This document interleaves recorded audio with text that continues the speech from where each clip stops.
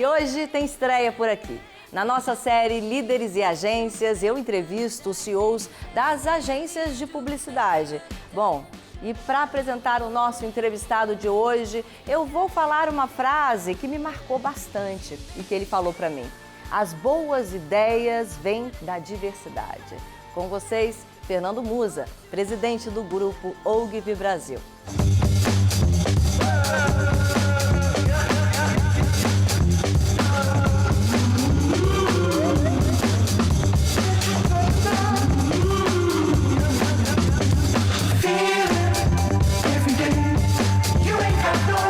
Pois é, gente, meu entrevistado é Fernando Musa. Gente, há quanto tempo que eu não falava com você. Eu achei que você já ia falar há quanto tempo que a gente falou a primeira vez. Já achei que você estava me chamando de velho, Bruna. Mas não. É isso aí, faz tempo. A última vez que eu te vi foi no Caboré de 2019. Veja só você.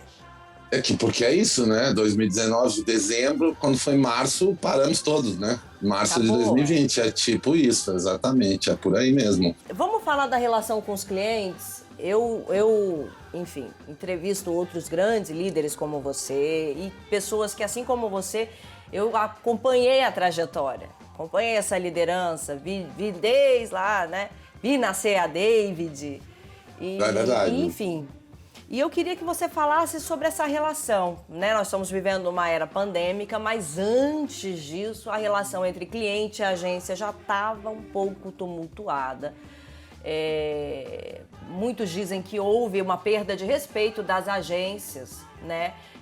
Pelos clientes, na verdade, dos clientes pelas agências. Houve uma perda de respeito, de ouvir, de confiabilidade. Quero saber como é que é a sua relação com os clientes da Ogilvy e como vocês se relacionam no sentido de, olha, esse aqui é o caminho que a gente estudando, né, a tua empresa, esse é um caminho que é bacana para você falar aquilo que o cliente nem sempre quer ouvir, mas ele precisa ouvir.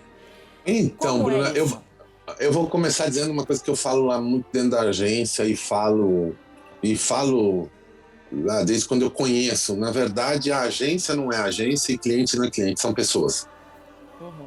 Primeira coisa, a gente ter consciência que a Ogilvy que trabalha para a Bruna ou para o Reclame são aquelas pessoas da Ogilvy. E a Bruna é a Bruna, o time do Reclame é o Roger, o Joaquim, a Maria, enfim.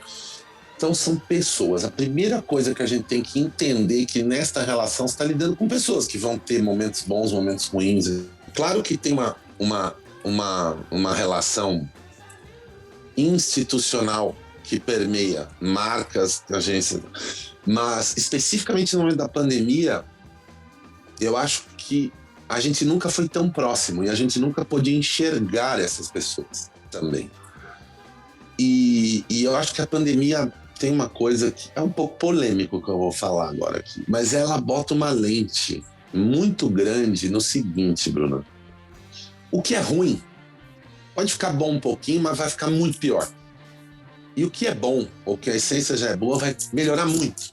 Você entende? Acho que ela bota uma lente que amplia os defeitos e as qualidades. Estou tirando fora aqui angústias normais e dúvidas normais e pressão que todo mundo viveu. Mas eu acho que, assim, no dia a dia, eu sinto, primeiro que os clientes passaram a ter também, os clientes ou as pessoas, esta relação mais humana e mais próxima, mais interdependente. Em algum momento a gente falou, a relação ficou muito fria. Quando a relação esfria, o trabalho fica ruim, as relações ficam menos duradouras, o processo fica pior. Mas eu acho que, de maneira geral, isso vale para a Ogilvy, vale para a David. A grande maioria dos nossos clientes, a gente teve relações que se solidificaram, ficaram mais intrínsecas, mais fortes e, graças a Deus, mais verdadeiras e humanas, porque é isso, entendeu? Quando você é de verdade, o outro lado também pode ser de verdade. O outro lado também pode falar, cara, eu não sei o que fazer. Eu tive grandes conversas nesse período da pandemia com grandes clientes que tiveram problema e falaram, cara, como é que eu faço aqui? Vou te ajudar aqui. Ao mesmo tempo que eu falei, eu não sei o que fazer. Tô com esse problema, o que eu faço? Não tenho como segurar a onda aqui desse lado. E juntos a gente chegou num determinado lugar. Eu queria falar então sobre como você escolhe o seu time. Qual é a tua preocupação na hora de ter uma equipe diversa? Como você escolhe essa equipe? Como você pensa nela? E o que tem que ter na equipe do Musa? Eu acho que assim, primeiro a gente tem que ter um olhar absoluto. Primeiro, vamos lá. E isto assim, eu sendo branco, privilegiado lá atrás, eu já vim de um lugar não óbvio, tá? Porque eu fui expulso de 2 agências, expulso que eu digo assim, fui tentar entrar em 2 agências e falou, não, você não tem isso, você não tem aquilo, você não tem quem te indique, você não vai. Então assim, isto mesmo sendo branco, privilegiado, estando ali Isso aconteceu comigo. Só nesse ponto que seria uma profissão elitista. Quando eu comecei, super, claro, mas há 20 anos atrás, há 15 anos, era muito mais, primeiro que você tinha um universo menor de agências, você tinha lá menos, o universo era mais restrito, e todo mundo vivia de indicação, você não tinha área de RH, você não tinha processo seletivo, você tinha quem indica quem da onde, então as pessoas saíam desta agência para aquela agência para aquela outra, e eu estava lá circulando no mundo do varejo imobiliário. E porque eu fiz uma coisa meio maluca, a pessoa falou, vem aí, eu entrei e acabei ficando na agência. Então, assim, a primeira coisa foi assim, cara, qualquer um. Acho que a diversidade estava ali, você não pode, só pego gente que fala inglês, só pego gente que faça isso, que fala aquilo. Eu mesmo, confissão aqui, tá? Numa das entrevistas lá atrás, você fala inglês, eu não falava nada. Eu falei, peraí que eu vou te contar um filme. Me conta um filme em inglês. E tinha uma campanha da Honda na época, que era um gordinho, se não me engano ele era RTV da UMAP, que só fazia onomatopeias. E foi como eu me virei para fazer de conta que eu falava inglês ali. Eu contei um comercial que não tinha texto para me sair dessa, entendeu? Mas hoje eu acho que é completamente diferente. A gente tem um RH super atuante, a gente tem um comitê de diversidade dentro da agência super atuante. Mas principalmente eu acho que o molho da boa publicidade hoje vem desta diversidade, seja ela sexual, racial, porque você tem que ter isso, e inclusive geográfica, né?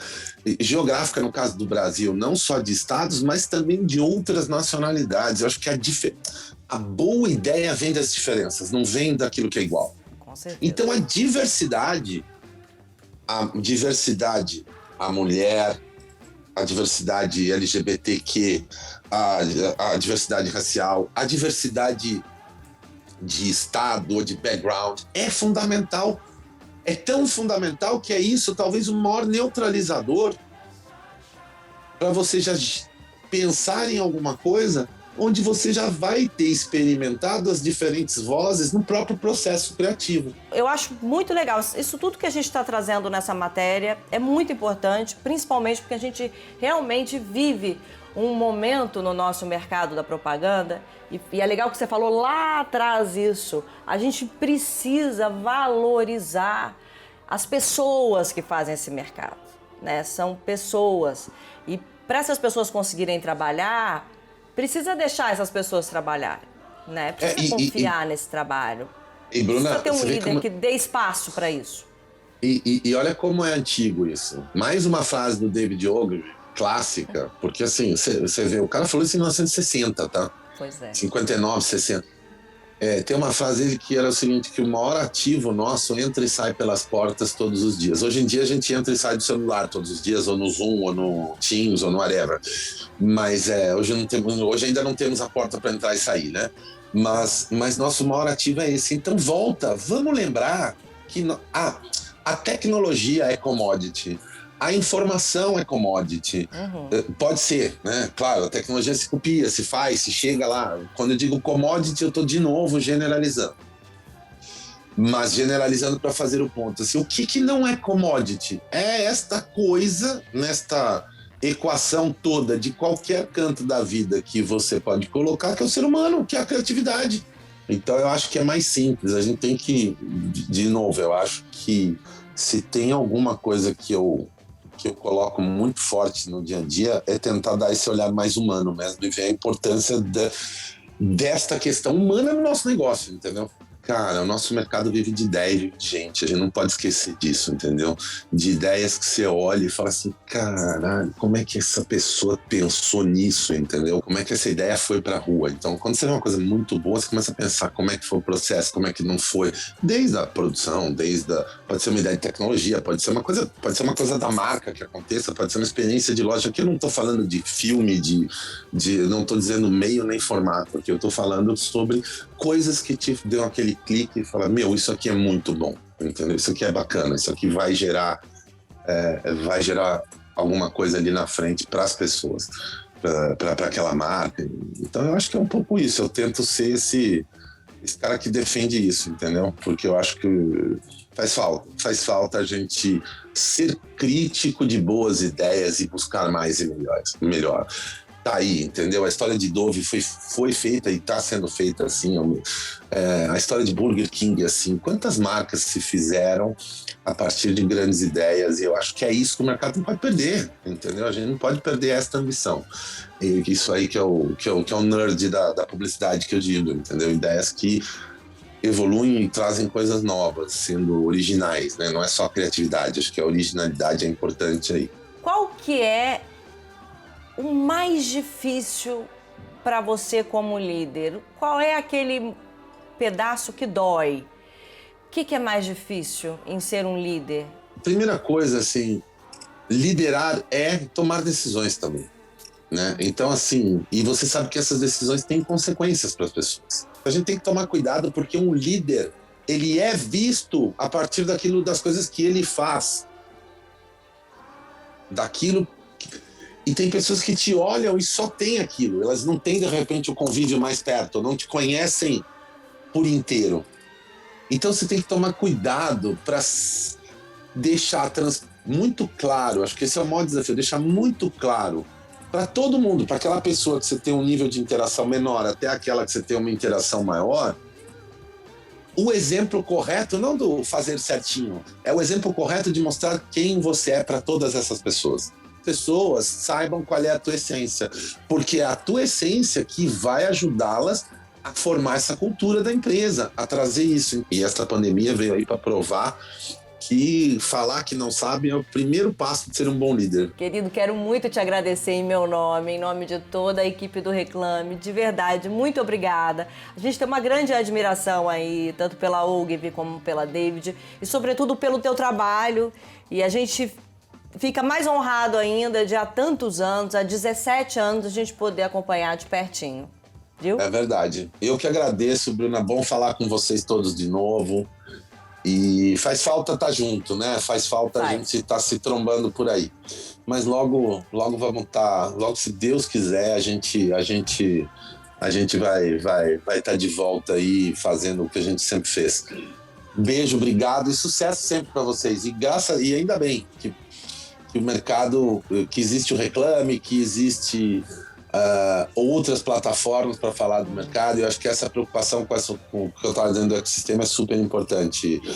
E a gente brigar para continuar fazendo. Eu acho que é isso. E vocês são uma bandeira de boas ideias, de profissionais. Eu acho que é super importante isso. Então acho que a gente tem que valorizar também. Valeu. Ai, que legal. Obrigada, em meu nome e em nome de toda a equipe. Obrigada, Musa. Super Valeu, beijo. beijo.